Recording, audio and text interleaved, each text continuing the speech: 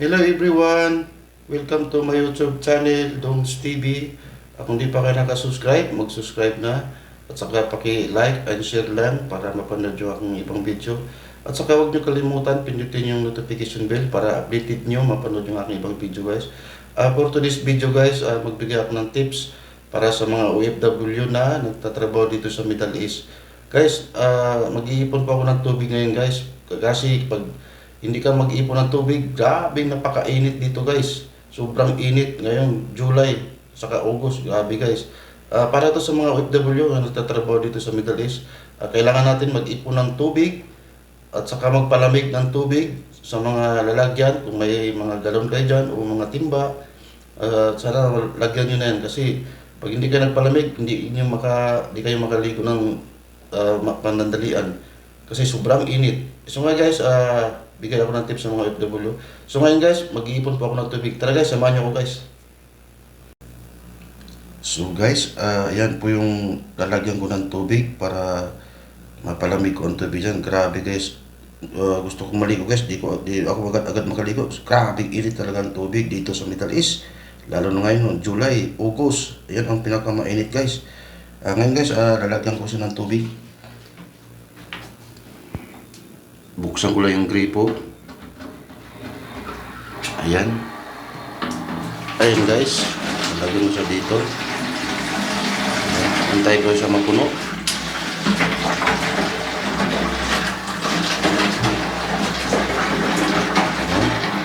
Kailangan talaga mag-ipon ng tubig guys. Grabe. Kanina gusto kong maligo. Hindi ako nakaligo guys kasi sobrang init. Ayan po yung lalagyan ko ng tubig guys. Ito yung pangpaligo ko. Saka ito yung pangpanlaba ko. Mag-ipon ako ng laba pero kunti pa lang. Nabawasan ko ginagas kunti. Buti na lang nakayanan ko yung tubig. So ngayon ayan, nag-iipon po ako guys para may magamit ako mamayang gabi o bukas maligo ng umaga. So ngayon guys, ang ano dito guys, ang oras dito ngayon nasa alas 5 ng hapon. Grabe init. Kaya nga ako nag-iipon ng tubig. Ayan siya. Ipon-ipon lang ako guys para may magamit sa panligo, panlaba. Ayan po yung maliliit. Ayan. Hindi ko na siya takpan pag may tubig na kasi para makasingaw, mapalamig siya. Ayan siya. Malapit na magpuno guys. Ayan. Grabing init talaga dito sa Middle East. Ngayong buwan na to, grabe. Hindi ka talaga makaligo agad-agad. Kailangan mo talaga magpalamig ng tubig. Malamig siya mga after mga 10 minutes, 10 hours or 5 hours saka siya lalamig. Ayan guys, oh. Sinubukan ko ang hawakan ng tubig na to eh. Grabe init. Ayan siya guys. Dito yung gripo guys, oh. Ayan ang gripo. Ayan guys, oh. Oh, grabe yun guys, oh. Akala para bang pinakuluan ng tubig ba? Tignan mo guys, oh. Nasira na nga yung kamay ko. Naglaba ko kahapon, oh. Grabe yun yung tubig. Oh. Grabe talaga, oh. Alam mo ba yung yung parang nagpa-init ka ng tubig sa heater? So, ayan siya. Kulang pa nga itong galong ko eh. Maghahanap ako mamaya sa basurahan. Parang may nakita ko doon. Tugasan ko na lang. Ito lang yung nakita ko kanina. Sa mga daanan. Ayan siya. So itong malaki, ayan yung panlaba ko. Ito mga maliliit. Ito yung pagpaligo. Nasanitay ko siya mapuno. Ipon-ipon lang pag may time para makaligo. So, tinan mo yung hinawakan ko guys. So, ito, tungus na to. Bravo, uminit na. Grabe talaga ang tubig dito. Sa buwan na ito. Napaka-sobrang init. Ayan, puno na. Ito tayo sa malagsisan naman. Ayan siya. Kailangan talaga mag-ipon ng tubig kasi kung hindi ka mag-ipon, grabe, hindi ka makaligo.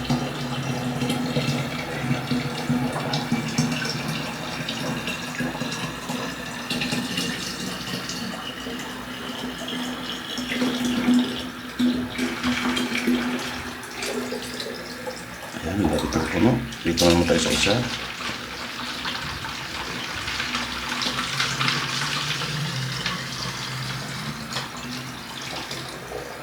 Ayan. Dito tayo sa maliit. Oh, huwag ka matumba. Sayang tubig. Ayan.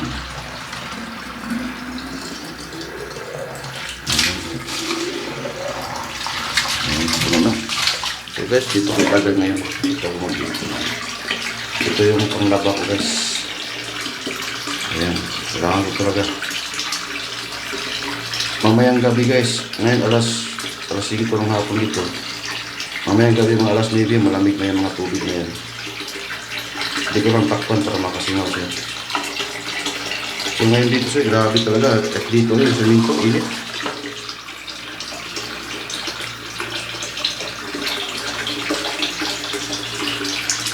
Ayan siya. Kunti na lang. Para siya mapuno.